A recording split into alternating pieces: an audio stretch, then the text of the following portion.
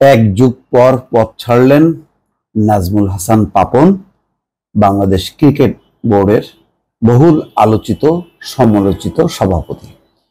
দর্শক, শেখ হাসিনার সময় কেউ কেউ ছিলেন যারা মনে হচ্ছিল যে শেখ হাসিনা যতদিন থাকবেন তারাও সেই সব পদে থাকবেন।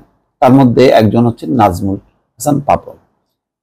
তারপরে তাকসিমে খান, এই ওয়াসার চেয়ারম্যান, শেখ হাসিনা সাবেক প্রধানমন্ত্রী, মানে শেখ হাসিনাও থাকবেন সারা জীবন, তাকসিমে খান ওয়াসার চেয়ারম্যান তিনিও থাকবেন, নাজমুল হাসান পাপন তারাও থাকবেন।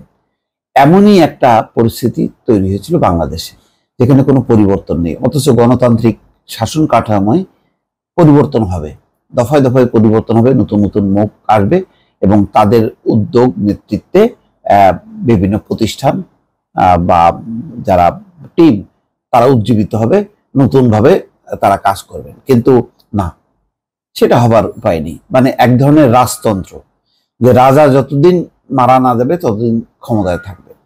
এই রাজতন্ত্রের অবসান হলো বিসিবিতে। তার আগে ওয়াসার পতন ঘটলো, আর চরম পতন ঘটলো শেখ হাসিনার পতনের মধ্য দিয়ে, যেখানে তাকে দেশ ছেড়ে পালাতে হলো। এখন নতুন যিনি আসলেন তিনি হচ্ছেন একসময় খুবই প্রীতিমান ব্যক্তি, অত্যন্ত পরিচ্ছন্ন একজন চরিত্রের, বা তার ব্যাপারে অন্তত এটা বলা যায় যে কোনো বড় ধরনের কোনো কেলেঙ্কারি নেই এবং মানুষ খারাপ সেটাও বলা যাবে না। তিনি হচ্ছেন বাংলাদেশ ক্রিকেট দলের সাবেক অধিনায়ক এবং সাবেক প্রধান নির্বাচক ফারুক আহমেদ হতে যাচ্ছেন নতুন বোর্ড চেয়ারম্যান।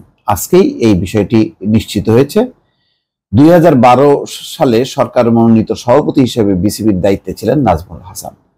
2013 সালের অক্টোবর নির্বাচিত সভাপতি হন। সেই থেকে তিনি আছেন তো আছেন, তারপর আর কোনো পরিবর্তন নেই। এই সময়ের মধ্যে বাংলাদেশ ক্রিকেট এগুলো নাকি পিছালো। দর্শক বুঝতেই পারছেন, আভ্যন্তরীণভাবে বেশ কিছু খেলোয়াড় তৈরি হয়েছে, তারা ব্যক্তিগতভাবে নৈপুণ্য দেখিয়েছেন, কিন্তু দলগতভাবে ক্রিকেট দল গত এক যুগ বা 15 বছরে আসলে তেমন কোনো উন্নতি নেই। অথচ এই সময়ের মধ্যে বিশ্বের বহু দল একেবারে চ্যাম্পিয়ন হয়েছে, টি-20 বা ক্রিকেট যে কম্পিটিশন ওয়ার্ল্ড কাপ ক্রিকেটের, কিন্তু বাংলাদেশ দলে হয়নি। ক্রিকেট পুরো বিসিবিটাই একটা পাপন সাহেবের একটা মানে পৈতৃক সম্পত্তি। যেমন শেখ হাসিনা মনে করতেন বাংলাদেশ তার একটা পৈতৃক সম্পত্তি, বিসিবিকেও পৈতৃক সম্পত্তি মনে করতেন।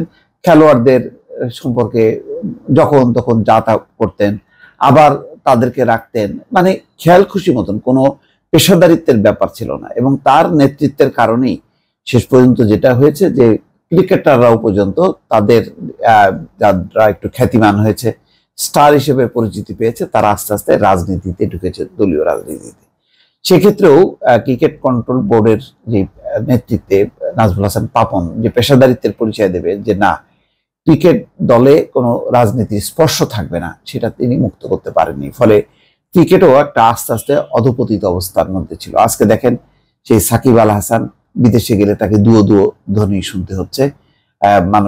মানে তার যেখানে সারা বিশ্বে স্টার ক্রিকেটারদের লক্ষ লক্ষ কোটি কোটি ভক্ত থাকে, মানে তাদেরকে নিয়ে উৎসব করে, আজকে কিন্তু সাকিব আল হাসান এমন বিতর্কিত হয়েছেন, বিশেষ করে সর্বশেষ নির্বাচনে অংশ নিয়ে তিনি এমপি হয়ে, এবং তার নানা রকম অপেশাদার কর্মকাণ্ডের কারণে এবং নানা ধরনের ব্যবসা বাণিজ্যে যুক্ত থাকার কারণে, এবং তার উপর নিয়ন্ত্রণ হারিয়েছে পাপন বা ক্রিকেট কন্ট্রোল বোর্ড, কেন তাদের মধ্যেই তো ভেজাল।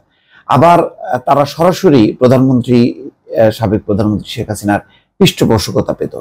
ফলে সাকিব আল হাসান ছিল বেপরোয়া, মাশরাফি বিন মুর্তজা যদিও তার আচরণ সংযত, কিন্তু শেষ পর্যন্ত তিনিও তো এই নির্বাচনের আগের নির্বাচন ভোটবিহীন নির্বাচনে ঢুকলেন। ফলে এই প্রবণতা ক্রিকেট দলের মধ্যে এক ধরনের অশনি সংকেত হিসেবে আসছিল যে ভবিষ্যতে যারা স্টার হবেন, ভালো খেলবেন এবং সামনে যারা আসবেন তারা আওয়ামী লীগ করবেন।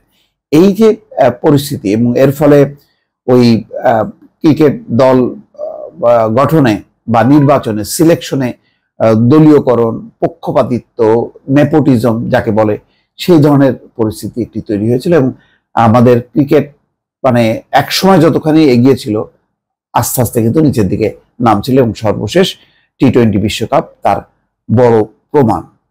এবং বলতে গেলে অনেকেই আছেন যারা খেলা দেখাই বন্ধ করে দিয়েছিলেন, বাংলাদেশের যেই উচ্চতায় চলে এসেছে। অথচ সাবেক সরকারের সময় কিন্তু বেশ কিছু ভালো লোক ছিল যাদের নেতৃত্বে আনা যেত, যেমন সাবের হোসেন চৌধুরীর কথা আমি অনেকবার বলেছি, যে বাংলাদেশ ক্রিকেটকে এই আন্তর্জাতিক মানে উন্নীত করার ক্ষেত্রে তার একটা অবদান ছিল।